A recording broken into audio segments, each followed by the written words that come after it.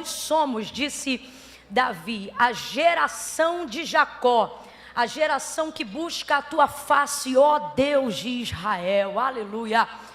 Essa geração somos nós, né? A geração daqueles que buscam a tua face. Olha o que Davi está dizendo, que é a última geração patriarcal de Abraão, porque o nosso Deus, ele tem como testemunho do seu nome, como memorial das suas ações, o nome dos grandes homens de fé, os patriarcas de Israel. Então, ele é conhecido como Deus de Abraão, Deus de Isaque e Deus de Jacó. Já falei isso várias vezes aqui. Deus de Abraão porque é o Deus que faz promessas, Deus de Isaque porque é o Deus que cumpre tudo o que promete, e Deus de Jacó porque é o Deus que dá manutenção àquilo que já realizou, àquilo que já cumpriu. Por isso, como nós estamos vivendo na dispensação da graça, Davi vai profetizar, vai salmodiar o nosso futuro. E aí ele não vai dizer, nós somos a tua geração, ó Deus de Abraão. Não, porque a promessa já foi feita. Nós somos a tua geração, ó Deus de Isaque. Não, porque ela já se cumpriu. Ele entende que nós somos a geração que já está vivendo debaixo de uma graça tão tremenda, tão excelente, da qual Deus apenas dá manutenção, vai alargando e estendendo aquilo que ele já fez. Por quê? Porque em Cristo não há absolutamente nada que ele possa fazer que seja maior do que aquilo que ele já fez, que foi morrer por nossos pecados. Todas as vezes que você permite que o alvo da sua alegria esteja em alguma coisa que você ainda quer conseguir ter, você será infeliz mesmo que depois você tenha essa coisa. Toda vez que você colocar como alvo algo que você ainda está para atingir, alcançar, ou seja, algo que tem a ver sempre com o futuro, você sempre vai adiar a sua felicidade e a vida abundante que Deus já determinou para você, desde quando você ainda era massa informe no ventre da sua mãe. Por isso Davi está dizendo, nós somos a geração de Jacó, a geração que busca a tua face. Rapaz, isso aqui é muito sério. Falando a grosso modo para todo mundo entender, o que Davi está dizendo é que essa geração, nós que estamos hoje aqui, é uma geração que não ia precisar buscar as mãos de Deus.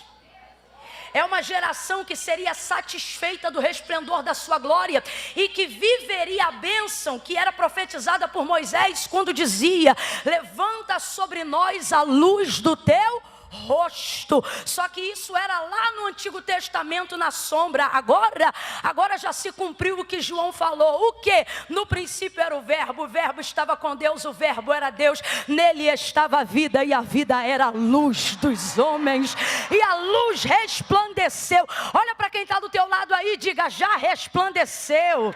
Diga, já resplandeceu, está brilhando. Olha para quem está do teu lado agora e diga, você brilha, você brilha. Você brilha, a geração de Jacó brilha, a geração de Jacó recebe o reflexo da luz de Deus em Cristo. Antes víamos a sombra, mas agora somos reflexo da sua glória. Então não há absolutamente nada que Jesus faça, por mais que ele faça muita coisa, por mais que nós queiramos que ele continue a fazer muitas coisas, por mais que sonhemos nele, projetemos nele, desejemos viver nele. Eu quero que você seja profeta de Deus nesta noite para a vida de alguém. Pegue na mão dessa pessoa aí do seu lado, pegue, mesmo que seja suada, meio melecada e fria, pega na mão dessa pessoa aí, segura. Bora, meu filho, segura essa mão aí. Agora sacode essa pessoa e diga para ela, a geração de Jacó não vai ser feliz. Diga, a geração de Jacó é feliz agora mesmo, porque ela reconhece que não há nada que Deus vai fazer que seja maior do que aquilo que já está feito. Morte de cruz, sangue derramado, ressurreição. Alguém aqui tem voz para glorificar o nome de Jesus Cristo? Alguém aqui tem voz para reagir diante desta palavra? Aquele que é o nosso melhor amigo, e amigo do nosso amigo acaba virando o quê? Amigo nosso também. Por isso, no dia que em carne ele subiu, a primeira coisa que ele disse para os seus amigos foi, calma.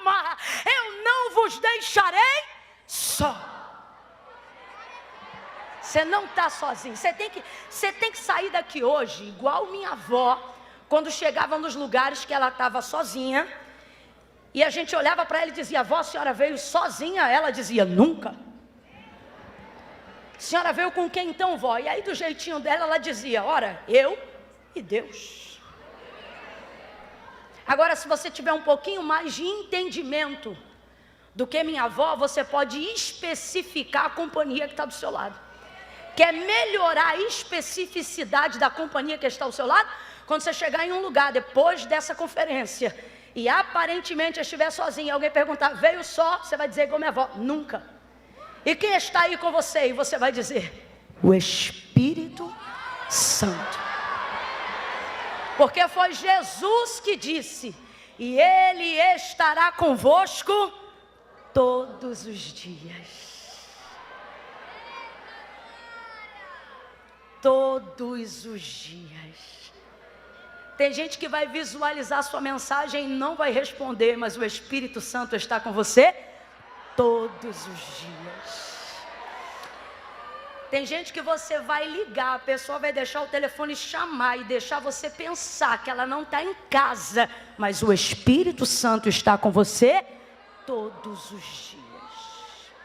Tem dia que a luz, a energia da sua casa vai acabar, mas o Espírito Santo nunca acaba. Ele está com você todos os dias. Você sabe o que faz você suportar o fato de, por exemplo, estar de pé ou com a coluna envergada numa reunião como essa, onde não é um show, não tem bebida sendo vendida, não tem ninguém comendo na área, não há show de entretenimento, apenas exaltação ao nome do Santo de Israel? A única pessoa capaz de fazer a sua carne trabalhar para Deus voluntariamente tem nome, não é energia, é Espírito Santo.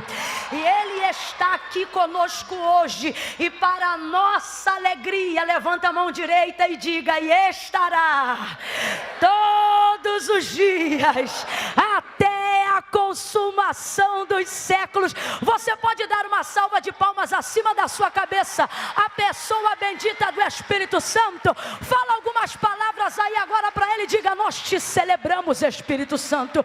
Essa conferência é para ti, Espírito Santo. Sem a tua presença nós não seríamos capazes, Espírito Santo.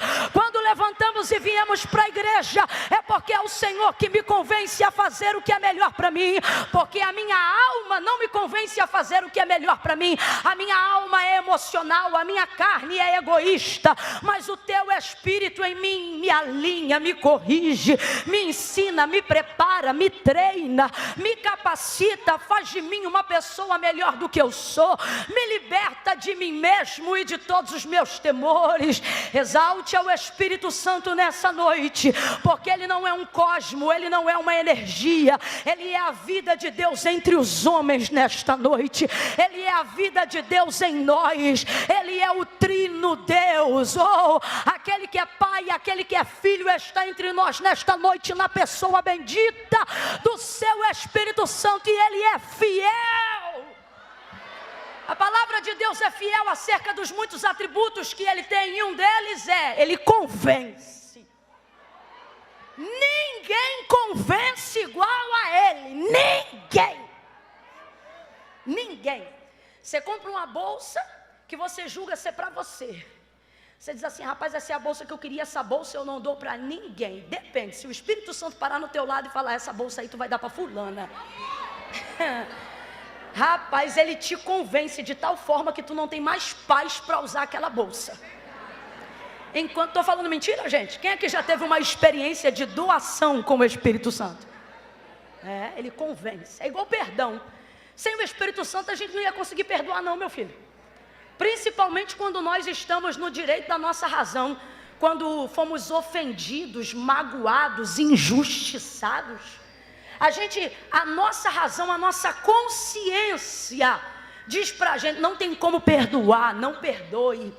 Você pode até, se ele vier aqui, te perdoar, mas não peça perdão, não vá, não se humilhe, não desça. Sua consciência trabalha de acordo com a sua razão. Aí o Espírito Santo vai para do teu lado e diz assim: perdoa. Aí você dá um show gospel, até repreende, porque você acha que é o capeta. Você diz: o quê?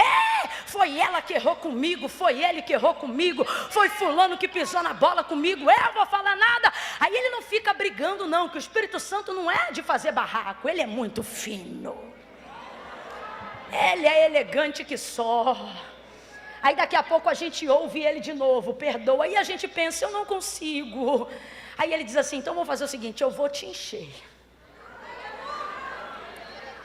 Vou te capacitar de tal forma que você vai se tornar capaz de fazer o que sem mim você jamais poderia fazer. Porque uma das funções, dentre tantas funções excelentes e excepcionais que o Espírito Santo tem, está aqui uma das que sem ela jamais teríamos condições de ter vida com Deus. O que, Camila? A capacidade de convencimento do Espírito Santo. Não só para nos convencer a fazer o que precisamos fazer, mas a nos convencer de arrepender. Sem o Espírito Santo jamais poderíamos ter contato com Deus. Sem o Espírito Santo jamais teríamos sequer uma oração atendida, ainda que conhecêssemos o nome de Jesus, porque a Bíblia diz que nós não sabemos orar como convém, é Ele. Você sabe quem é o Espírito Santo nas suas orações? É o editor do livro que você está escrevendo. Ele vai corrigindo, ele tira o que você falou e não deveria dizer, e fala o que você gostaria de explicar, mas não sabe como dizer. Sabe quando você chora porque não sabe nem como vai começar? Ele está mandando uma das melhores orações para Deus naquela hora, dizendo: olha, Senhor, o que ela quer dizer é isso, isso e isso. O que ele está querendo dizer na verdade é isso, isso, isso e isso aqui. Então nós queremos louvar ao Espírito Santo nesses dias. Sem esse sopro de Deus, jamais seríamos o exército que somos, jamais estaríamos aonde estamos. Eu queria que você glorificasse especificamente ao Espírito Santo hoje, porque a Bíblia diz que ele é uma pessoa. E vamos falar a verdade, não temos dificuldade de mencionar Deus continuamente, menos ainda de mencionar o nome de Jesus o tempo todo. Mas quando trata-se do Espírito Santo, o mencionamos com bem menos continuidade do que deveríamos. E devemos atribuir a Ele a honra que é dele, quando somos capazes de perdoar. Quem faz isso é o Espírito Santo. Quando nos levantamos para correr atrás daquilo que colocamos diante de Deus, quem nos dá força é o Espírito Santo. Quando você tem condições de fazer algo que a sua humanidade não lhe permitiria, é porque o Espírito Santo te capacitou para fazer aquilo. Essa é uma das funções mais proeminentes dentre tantas coisas extraordinárias que o Espírito Santo tem feito por nós. Ele nos convence, nos capacita, nos enche, nos transborda. Foi por isso que Jesus, antes de ser assunto aos céus, ele disse assim aos seus discípulos: ficai. Ficai em Jerusalém, até que do alto sejais revestido de poder. Então quem é que ia derramar poder? Está na dúvida ainda? Quem é que ia revesti-los de poder? Quem iria capacitá-los para a obra que Cristo os confiou? O Espírito Santo. Por isso Jesus vai dizer para eles: ficai em Jerusalém, até que do alto sejais revestidos de poder. Agora, depois disso, aí ele vai dizer: então ser-me-eis testemunha em Judeia, Samaria e até os confins da terra. Vou falar bem rasgado, a grosso modo, que é para todo mundo entender. Olha o que Jesus está dizendo: não tentem ser meus representantes vazios de poder.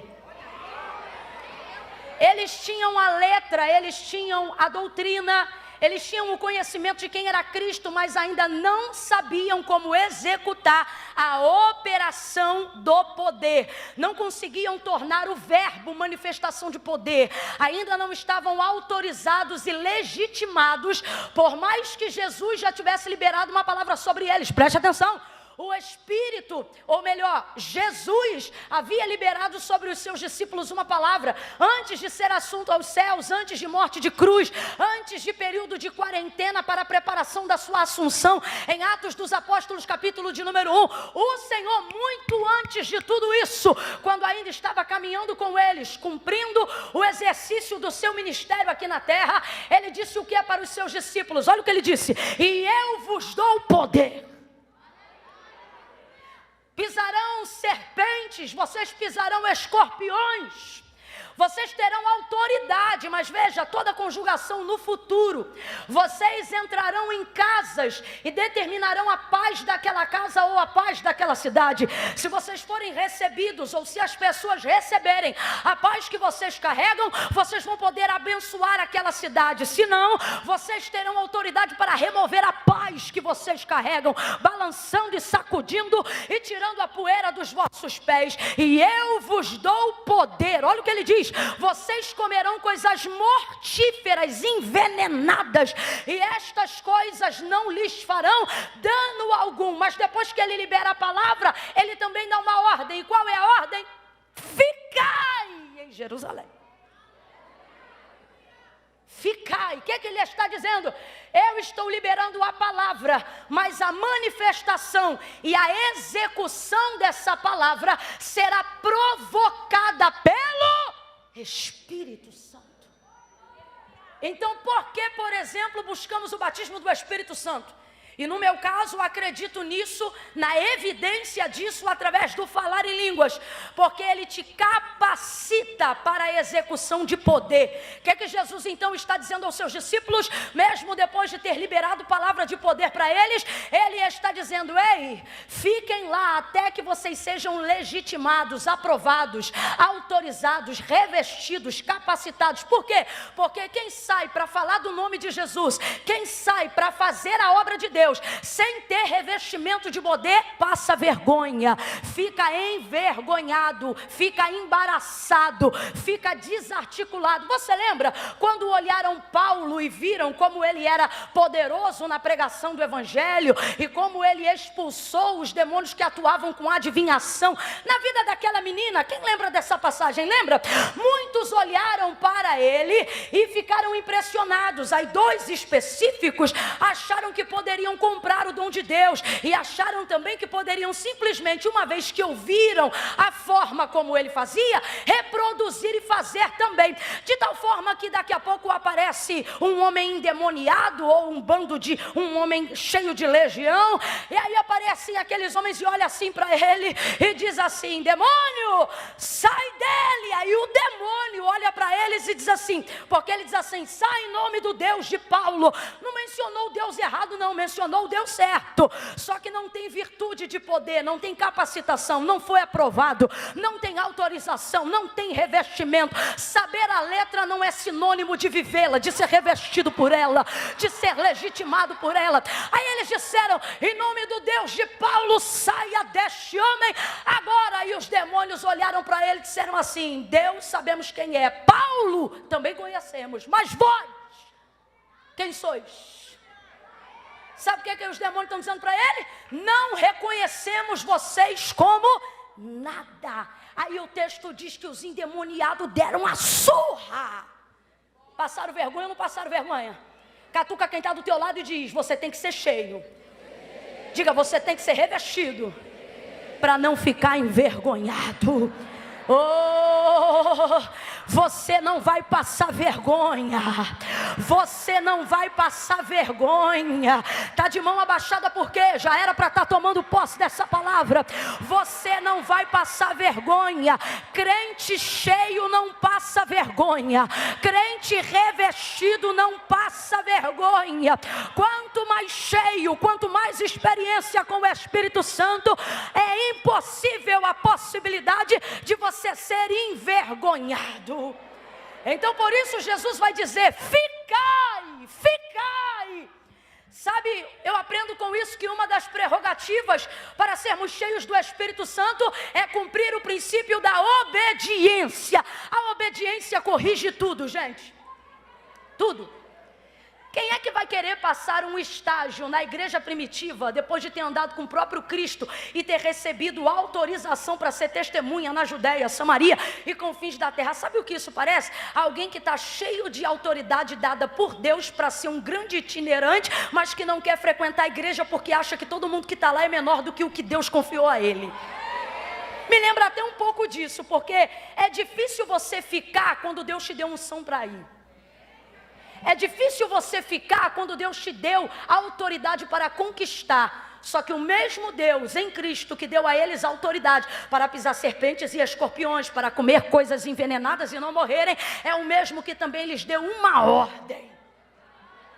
Uma ordem que dependia da sua obediência para que eles fossem revestidos e não fossem envergonhados, porque uma das formas e das melhores formas de comunicar o poder de Deus, a verdade de quem Deus é através da manifestação do poder. Por exemplo, quando Pedro pregava, as pessoas olhavam para ele e diziam: mas não é aquele que era pescador, aquele indouto judeu? Mas ele fala, olha como ele fala. E na primeira ministração de Pedro, depois do revestimento, o texto diz que muitas almas se converteram. Depois do revestimento, o primeiro milagre que a igreja realizou através de Pedro e João, Atos dos Apóstolos, capítulo 3. Olha, depois do revestimento, eles foram um dia para a igreja orar. O coxo estava à porta do templo, que se chamava Formosa, e Pedro olhou para o homem olhou para ele e disse para ele: dá uma esmola, por favor. Ele disse: não tenho prata nem ouro, mas o que eu tenho, isso eu te dou. Em nome de Jesus Cristo Nazareno, levanta e anda. Meteu a mão na mão do homem, puxou ele para cima, colocou ele de pé, e o texto diz que o homem entrou no templo pulando, saltando e louvando a Deus. As pessoas olhavam para ele admiradas. Por quê? Por causa da sua palavra, não apenas da sua palavra, mas por causa da operação do seu poder. Manifestação de poder. Segunda coisa, para quem precisa ser revestido, olhe para quem está do seu lado e diga: crente.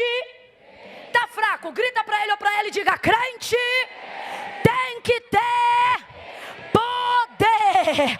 Tem que ter poder. Você tem que entrar no ambiente, e o ambiente precisa ser governado pela presença do Espírito Santo que está na sua vida. Se você entrar num cubículo que só tem 5 pessoas e elas amam xingar palavrão de tudo que é jeito, a presença do Espírito Santo na tua vida deve constrangê-las sem que você fale uma palavra. Eu me lembro que em dias de busca de poder, dias de muita busca de poder para fazer a obra de Deus, no meu local de trabalho secular, onde eu trabalhava, eu entrava e o povo sabia que eu era crente, e eles falavam muita besteira. Quando eu entrava, eles diziam: chega, acabou, porque a crente chegou. E no meu coração eu dizia: isso mesmo, acaba mesmo, porque aonde a gente chega cheio do Espírito Santo, o ambiente é transformado. Pega de novo a mão de quem está do teu lado e diga: crente, diga: crente tem que ter poder. E poder não é falar alto, poder não é marchar, poder não é gritar. Poder muitas vezes é manifestar a melhor pregação com atitude, sem que tua boca diga nenhuma palavra. Isso é poder de Deus. Jesus, depois de ter passado pelo deserto, Lucas capítulo de número 4, ele vai pisar em Gadara. E quando ele chega em Gadara, o texto diz que ele não vai até os demônios, mas a sua presença é tão atraente, ele é tão poderoso, que os demônios vão até ele. Quando você é muito revestido de poder, você não caça demônio. Mas em contrapartida, eles caçam você. Mas não precisa ter medo, porque eu já disse isso e aprendi isso na prática, vivendo uma batalha espiritual que durou mais de 3 anos, da qual parte de 1 ano inteiro eu fiquei sem dormir. Só dormia em horário de dia, porque às 6 horas da noite minha vida era transtornada. Espanto noturno, parece que só sabia o meu endereço e só conhecia o meu nome. Eu sei o que é ter medo da noite. Eu sei o que é ficar debaixo de um cobertor de madrugada num calor de 40 graus. Eu sei o que é segurar a urina até o dia amanhecer, porque você não tem coragem de ir ao banheiro da própria casa.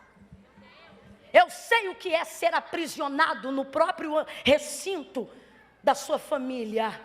Eu sei o que é você ficar tão focado em coisas espirituais que você não sabe explicar, a ponto da sua família começar a achar que você está ficando doidinho, doidinha. Eu sei o que é perder crédito, porque você está tão distante do que está acontecendo no mundo real, em razão da batalha espiritual, que tudo que você fala as pessoas consideram um exagero. Eu sei o que é isso. E durante um bom tempo da minha vida foi assim, até que um dia eu compreendi duas verdades. Primeira, o diabo tenta e pressiona tudo que ele não tem autorização para tocar.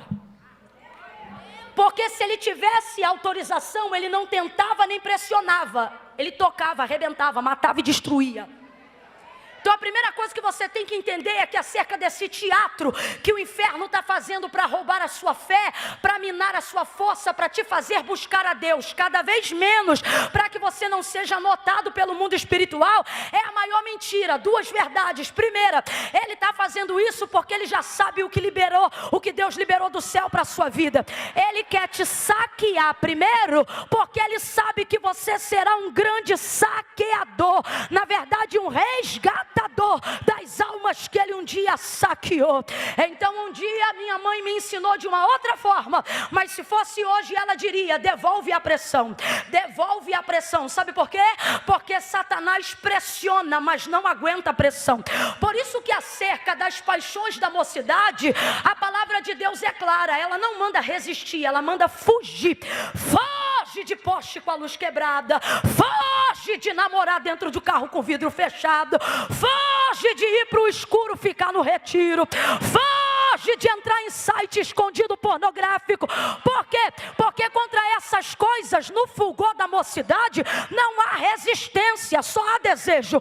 Por isso a orientação não é resista, a orientação é fuja. Não namora na varanda com a lâmpada quebrada, não namora engatado em nenhum beco viela ovalado, não vai para escuro, não vai para longe sozinho, porque acerca destas coisas a palavra de Deus é clara: foge, foge da paixão. Paixão é desejo arrebatador, quando vê a mão está naquilo, aquilo está na mão, aí depois vem para a casa de Deus chorar, pedir perdão pelo congresso, porque está atrapalhando a intimidade com o Espírito Santo.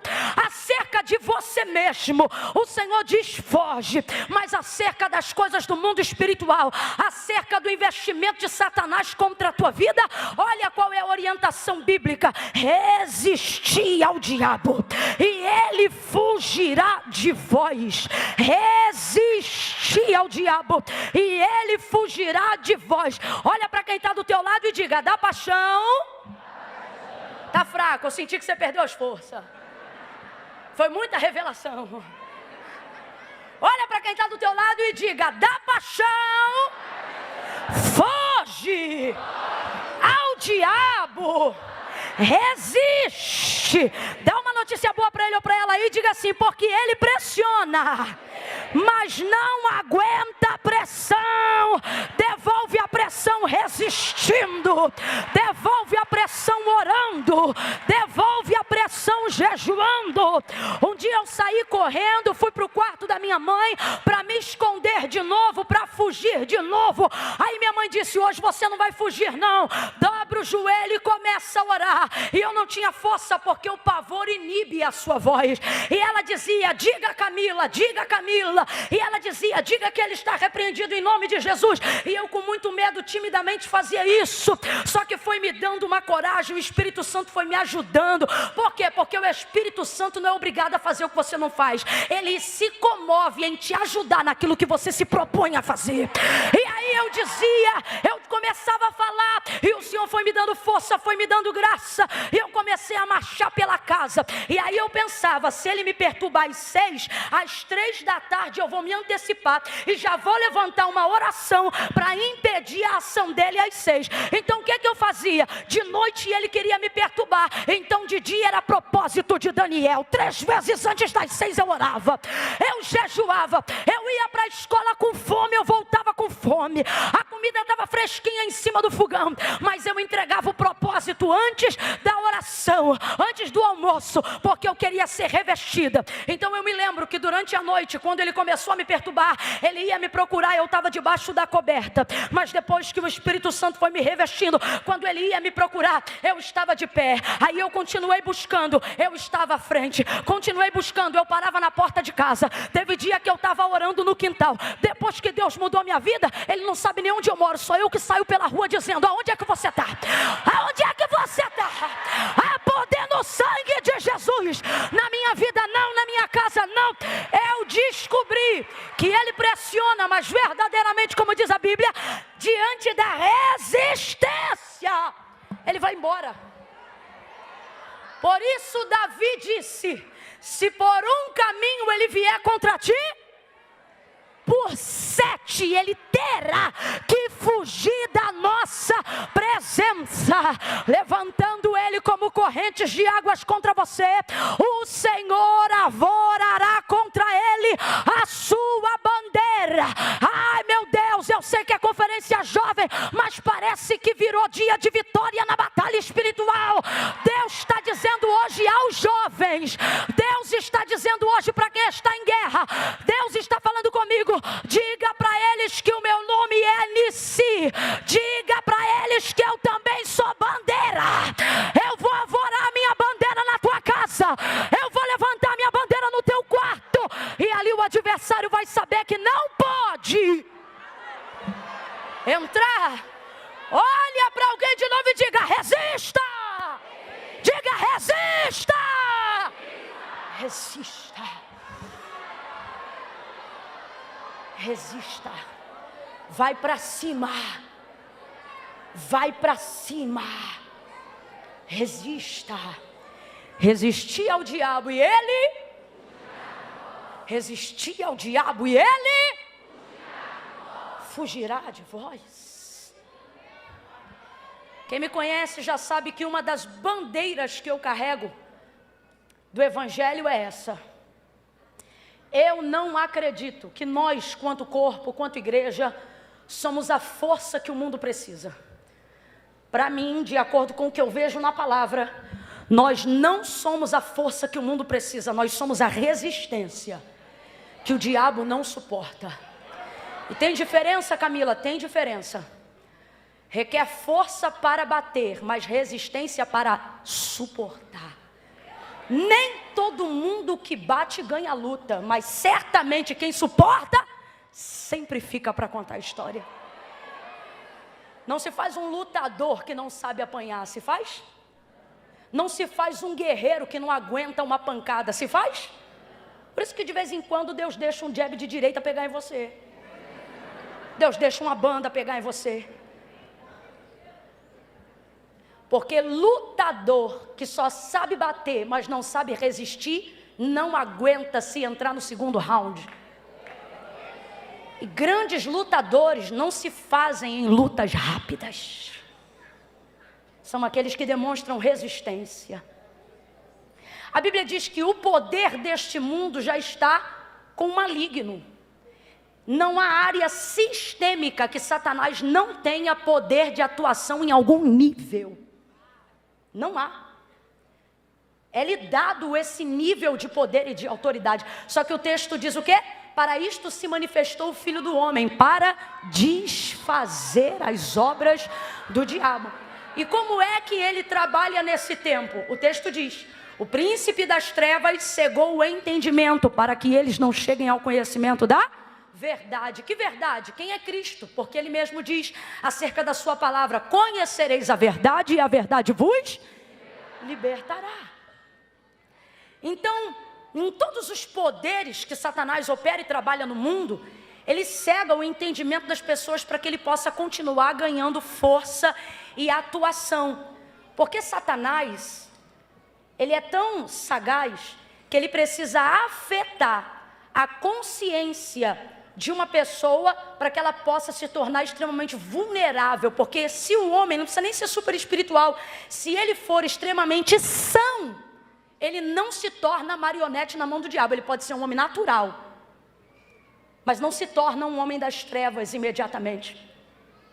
Porque o temor é o princípio de toda a guarda e de toda a sabedoria.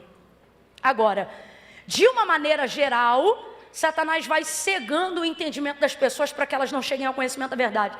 Por exemplo, celebramos aí mais de 500 anos daquilo que chamamos de reforma protestante. E quando falamos sobre o protestantismo, lembramos de resistência. E para a geração que está agora e conhece pouco da reforma protestante, é importante a gente falar que o protesto aqui não era com pedra nem com pau. O protesto aqui era ganhado na resistência, na palavra, seja para viver ou para morrer, em não negar a Cristo, em distribuir a propagação do Evangelho, não de maneira segmentada, mas de maneira generalizada. Foi assim que conseguimos e que temos caminhado. Não é batendo nos outros, não é quebrando pau, irmão, em grupo de família, não é. Só que quando não se há resistência na estrutura, revestimento para fortalecer a estrutura, a gente amplia a voz do bate-boca. Veja um homem de oração, e se você vê que ele gasta mais tempo na oração do que qualquer outra coisa, você verá que ele é um homem de poucas palavras. Porque quem ora muito se esgota diante de Deus para não ter que se indispor com o meio mundo. Então veja isso, nós precisamos aprender a atuar com resistência. Ser revestido do Espírito Santo não é dar na cara dos outros, não é querer arrebentar meia dúzia de mundo para tentar promover a nossa ideia ou pregar o Evangelho de Cristo, mas é ser um Estevão. Me mostre um homem, me mostre um diácono mais cheio do Espírito Santo do que Estevão. Rapaz, Estevão era tão cheio do Espírito Santo, tão cheio do Espírito Santo, que o texto vai dizer, Atos dos Apóstolos, capítulo 6, que quando ele está diante dos príncipes da casa, em tese deveriam ser doutores da lei, homens íntegros, que deveriam julgá-lo com retidão, mas eles estavam tão endemoniados, e Estevão tão cheio do Espírito Santo, porque não adianta, quando você está muito cheio e a pessoa está muito, você está muito cheia de Deus e a pessoa está muito cheia de demônio, vai dar choque. É que nem aconteceu com Jesus em Gadara. Você não precisa chamar, você não precisa manifestar. Eles já se estribucham aonde você passa, eles já manifestam aonde você está. Eu acho interessante porque em Gadara, esses demônios chegaram para Jesus e já disseram para ele: já vieste nos atormentar?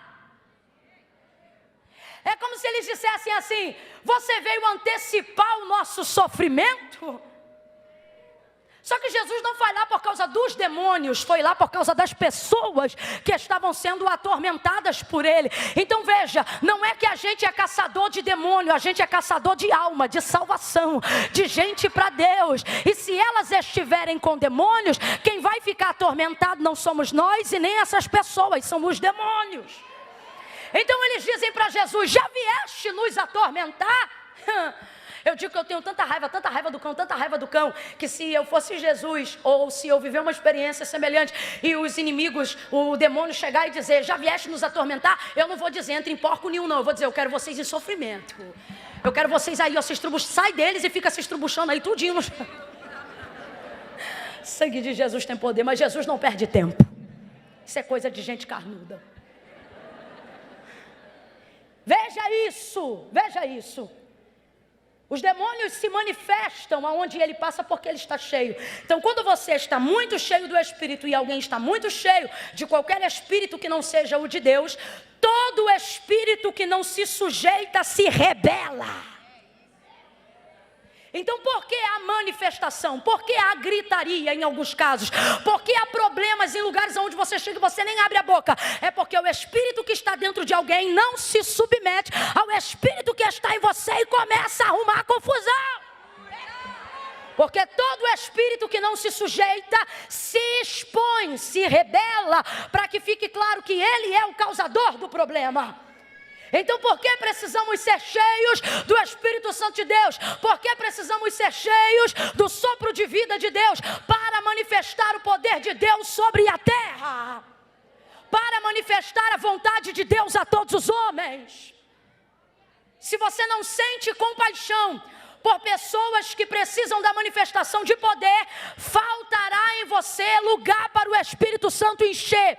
Porque um dos motivos que levam Deus a encher alguém do seu Espírito Santo é perceber que nessa pessoa há compaixão para libertar os endemoniados, para curar os enfermos, para ajudar pessoas que estão falidas dentro da sociedade. Então preste atenção, o que faz Deus te encher de poder não é apenas a vontade de ser cheio, mas o propósito pelo qual você quer manifestar o poder que você está pedindo para Deus. Então nesta noite o Espírito Santo está dizendo abertamente: querem ser cheio de mim para quê? Minha foto não vai para o Instagram, o Espírito Santo está falando. Comigo você não faz selfie, eu não vou te dar curtida. O que ele está querendo dizer? Se for por qualquer motivo relacionado à vaidade, você não vai me encontrar. Camila, mas vaidade no Espírito Santo? Não se escandaliza não, irmão, mas é o que mais tem. Eu quero ser cheio para todo mundo ver que eu sou cheio. Eu quero ser cheio para os demônios morrerem de medo de mim. Eu quero ser cheio para todo mundo ver que comigo ninguém pode. Ninguém pode, nem o Espírito Santo. Nem ele vai te encher dessa maneira. Agora, tem aí compaixão quando vê um mendigo? Tem aí compaixão quando vê um enfermo? Tem aí no teu coração, você queima. Você queima igual lenha seca estalando no sol por dentro. Quando você vê alguém aprisionado e a sua vontade é: Jesus, com um abraço eu restauro essa vida. Com um abraço eu coloco ele de pé. Senhor, se tiver aí compaixão, quanto mais compaixão, mais cheio do Espírito Santo você será. Quantos aqui querem ser cheios do Espírito Santo para cumprir um propósito? Abra sua Bíblia em Lucas capítulo 4 agora, faça isso. Lucas capítulo 4, 3 pontos e eu encerro. Sabe por quê? Hoje eu não vim pregar sermão da montanha. O que é isso, Camila? Sermão longo. Hoje eu vim fazer uma proposta para quem tem ouvidos para ouvir o que Deus colocou no meu coração. Antes de terminar o culto, eu vou fazer um negócio aqui que eu nunca fiz na minha vida, em lugar nenhum.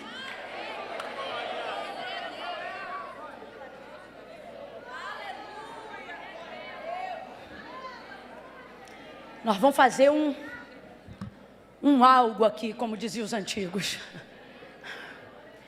Abre a Bíblia, Lucas capítulo 4. Não é para abrir a câmera do telefone não, minha filha, é a Bíblia. Cadê o aplicativo da Bíblia?